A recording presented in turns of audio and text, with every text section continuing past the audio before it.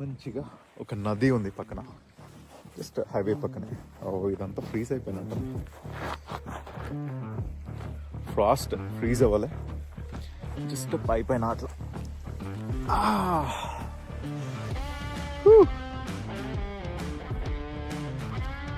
చిన్న చిన్న ఆ మౌంటైన్స్ పైన స్నో మొత్తం కిందికి వస్తుంది. అంటే ఇంకా స్నో పడుతూ ఉంటుంది ఎక్కువ. దాని తర్వాత ఈ రివర్ కూడా ఫ్రీజ్ అయిపోతుంది. రివర్ ఓన్లీ పైన ఫ్రీజ్ అవుతుంది, కింద నుండి వాటర్ ఫ్లో అవుతూనే ఉంటుంది.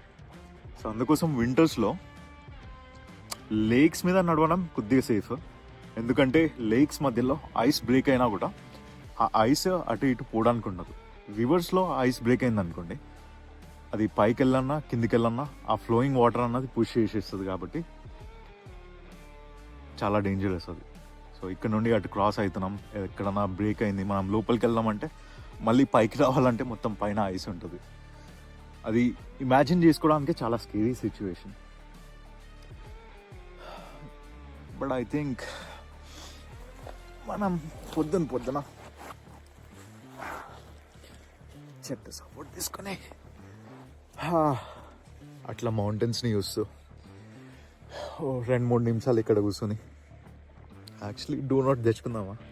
నేను మొత్తం డోనట్ తినలే, ఎందుకంటే అంత డోనట్ ఒక్కసారి తినేస్తే షుగర్ రష్ పైకి వెళ్తుంది, మన ఎనర్జీ మొత్తం క్రాష్ అవుతుంది. So it's not safe, it's not advisable. And ఎప్పుడో ఒకసారి డోనట్, ఎప్పుడో ఒకసారి బిర్యానీ, ఎప్పుడో ఒకసారి ఇడ్లీ తింటా కాబట్టి ఆ తిన్నప్పుడల్లా ఆ ఫీలింగ్ మస్తు ఉంటుంది. సేవ్ చేసుకొని గుడ్ స్టఫ్ చిచా. ఇక్కడ మనకి ఎడ్జెస్లో కార్నర్స్లో ఫ్రీజ్ అవుతుంది ఆల్రెడీ. ఇంత క్వైట్ అండ్ పీస్ఫుల్ ఉంది తెలుసా, జస్ట్ మనకి వాటర్ సౌండ్ వినిపిస్తుంది.